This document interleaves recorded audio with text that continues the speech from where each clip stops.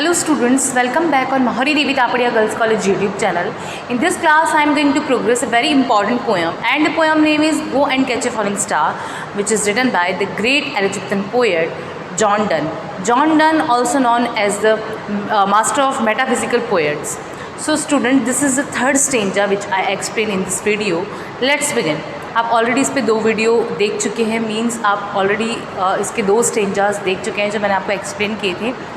इस पोएम की थीम रखी गई है कि एक औरत बेवफा होती है।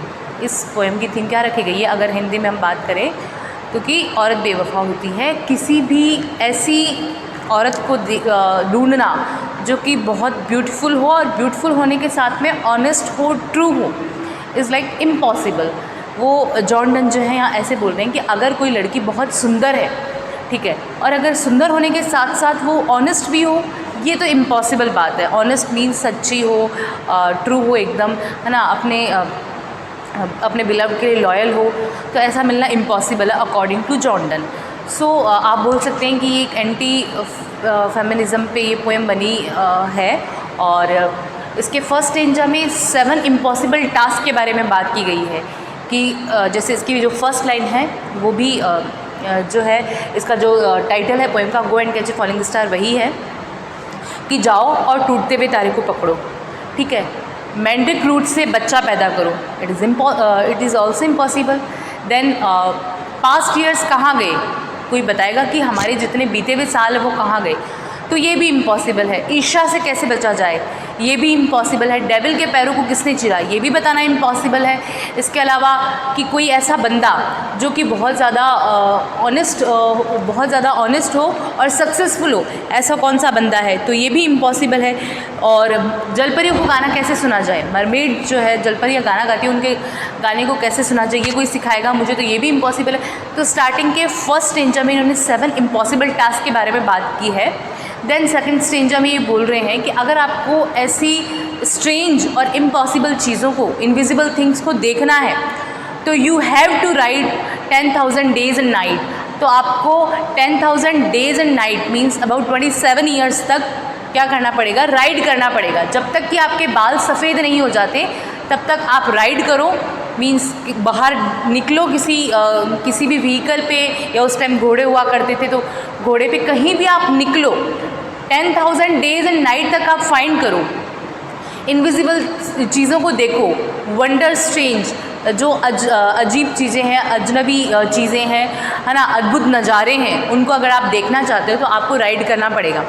और अगर आप वापस रिटर्न आएँ, मतलब लौट कर आएँ रिटर्न में उस यात्रा से, जिस यात्रा पर आप गए हैं इनविजिबल और इम्पॉसिबल चीज़ों को देखने के लिए, तो मुझे आके बताएं कि आपने क्या क्या देखा। हो सकता है आपने कुछ वंडर्स देखे हों, बट ये इम्पॉसिबल है अगर मुझे बताना, अगर आपको कोई भी ऐसी सच्ची लड़की, औरत मिली हो जो बहुत सुंदर हो और सुंदर होने के साथ में ऑनेस्ट भी हो, तो आप ऐसी किसी लड़की के बारे में मुझे बताओ। वैसे तो इम्पॉसिबल है, आप बता ही नहीं सकते, ऐसी कोई लड़की है ही नहीं।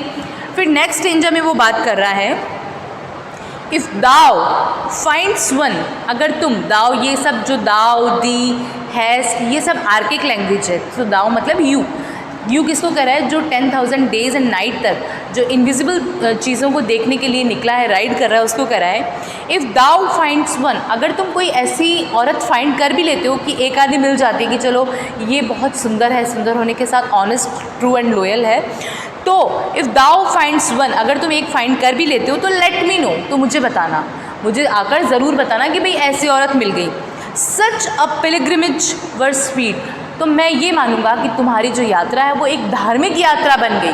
पिलग्रिमेज मीन्स धार्मिक यात्रा बन गई, मतलब तुमने अगर किसी ऐसी लेडी को, ऐसी वुमन को देख लिया जो सुंदर होने के साथ साथ में लॉयल भी है, ट्रू भी है, ऑनेस्ट है, इट मीन्स वो तुम्हारी क्या होगी, एक पिलग्रिमेज होगी, एक धार्मिक यात्रा होगी। वर स्वीट, एक स्वीट मतलब अच्छी मीठी सी धार्मिक यात्रा बन जाएगी, तीर्थ यात्रा बन जाएगी। Yet do not, I would not go, yet do not, वो कह रहा है पर ऐसा नहीं होगा, आई डू नॉट गो, मैं नहीं जाऊँगा तुम्हारे साथ अगर तुम मुझे बुलाओगे तो।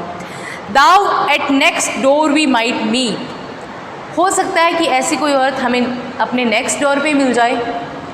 दाउ शिवर ट्रू, जो कि ट्रू हो। व्हेन यू मेट हर, जब तुम उससे मिलो। कहने का मतलब कि अगर तुम मुझे बताओगे आके कि भाई हमें एक ऐसी लेडी मिल गई है जो बहुत सुंदर है, सुंदर होने के साथ साथ लॉयल भी है, ट्रू भी है, ऑनेस्ट भी है, तो मैं ये मानूंगा कि वो तुम्हारी यात्रा धार्मिक यात्रा में कन्वर्ट हो गई। मतलब तुम नॉर्मल 10,000 डेज एंड नाइट तक घूम रहे हो, पर मैं तुम्हें उस यात्रा को तीर्थ यात्रा का नाम दे दूंगा, तुम्हारी उस यात्रा को।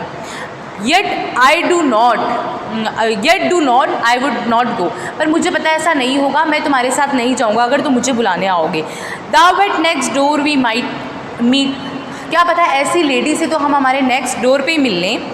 दाउ she were true when you met, जब उससे तुम मिलोगे, मतलब सपोज़ आप अभी किसी बंदे से मिलो, तो जब तक तुम उससे मिलोगे हो सकता है तब तक वो ट्रू हो।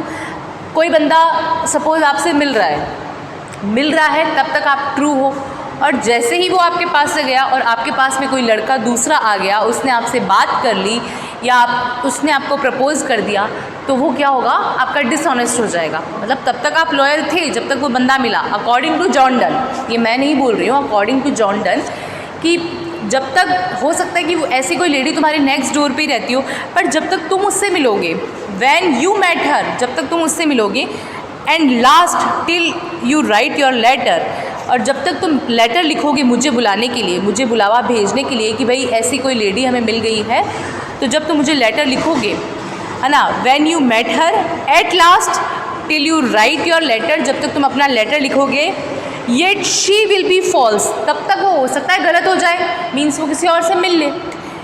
इर आई कम, और 2 और 3, और जब तक मैं आऊँ, मतलब जब तक तुम लेटर लिखोगे तब तक हो सकता है वो 2-3 से मिल ले, और फिर जब लेटर मुझे रिसीव हो और उसको पढ़ने के बाद मैं आऊँ, तब तक हो सकता है, और 2 और 3 का मतलब है वो 2 या 3 लड़कों से मिल चुकी हो, ठीक है, मतलब वो क्या हो चुकी हो, जो है ऑनेस्ट नहीं रही हो, लॉयल नहीं रही हो।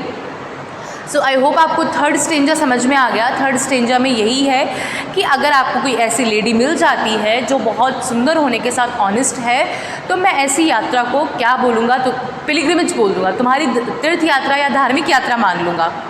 और वो मिल भी जाती है तो भी मैं नहीं आऊँगा, क्योंकि जब तक तुम उससे मिलोगे हो सकता है तब तक ही वो लॉयल रहे, और जब तुम मुझे लेटर लिखोगे और लेटर लिखने के बाद जब तक मैं आऊँगा लेटर पढ़ने के बाद, तब तक हो सकता है कि वो 2 या 3 लड़कों से मिल के और क्या हो जाए, खुद एरर हो जाए, मतलब गलत हो जाए, मतलब फॉल्स हो जाए, ठीक है। कहने का मतलब कि वो अपनी जो भी उसका ऑनेस्टी है वो ख़त्म हो जाए, लॉयलिटी ख़त्म हो जाए। तो ये आपका जो कंप्लीट हो गया है poem go and catch a falling star, जो कि जॉन डन ने लिखा है बहुत ब्यूटीफुली। जो है ये एक मेटाफिज़िकल पोएम है ऑब्वियसली, और मेटाफिज़िकल पोएट है जॉन डन। सो आपको ये पोएम समझ में आ गई, go and catch a falling star. First stanza में 7 इम्पॉसिबल टास्क के बारे में बात की गई, दैन सेकंड स्टेंजा में इनविजिबल थिंग्स को अगर आपको देखना है तो you have to go for ride about 10,000 days and night. And उसके बाद थर्ड स्टेंजा में बोला गया है कि अगर आपको ऐसी कोई लेडी मिल जाती है जो सुंदर हो, उसके साथ साथ ट्रू भी हो, तो वो आपकी पिलग्रिमेज होगी, पर जब तक आप मुझे बताओगे तब तक क्या होगा, हो सकता है वो फॉल्स हो जाए, वो गलत निकल जाए, वो गलत साबित हो जाए। तो ये हमारी go and catch a falling star poem जो है कंप्लीट हो गई है। आप इसके तीनों वीडियो 1 बाय 1 देखें, तभी आपको पोएम समझ में आने वाली है। Thank you.